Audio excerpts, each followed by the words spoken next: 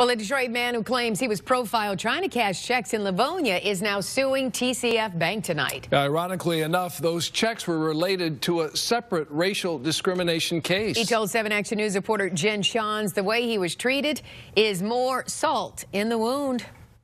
This can't be. That's what went through Suntory Thomas's mind when he tried to deposit in cash some large checks at a TCF bank in Livonia on Tuesday. He says first, bank staff told him their computers were down. Then they said the person who needed to verify the checks wasn't in. Thomas said he'd wait. 10 minutes later, Livonia police walk in. And they say, "Hey, sir, can we talk to you?"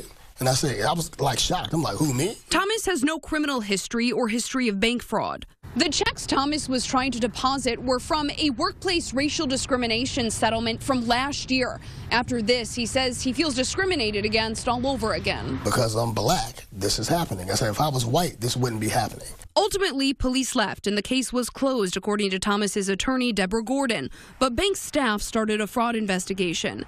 Gordon says the checks, hand-delivered to Thomas that morning, were legitimate and were later deposited at another bank without any problems. There's no doubt in my mind they could have determined that on their own. I mean, call the bank that issued the check. You're a bank. Isn't that what you're there to do? Something else was afoot here.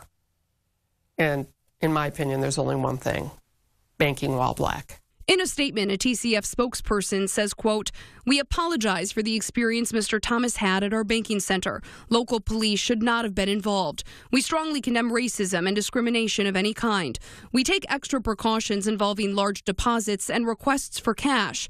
And in this case, we were unable to validate the checks presented by Mr. Thomas and regret we could not meet his needs." Thomas has since canceled his account with TCF. Only thing I did is went to the bank. That's all I was trying to do. In Livonia, Jen Shans, 7 Action News.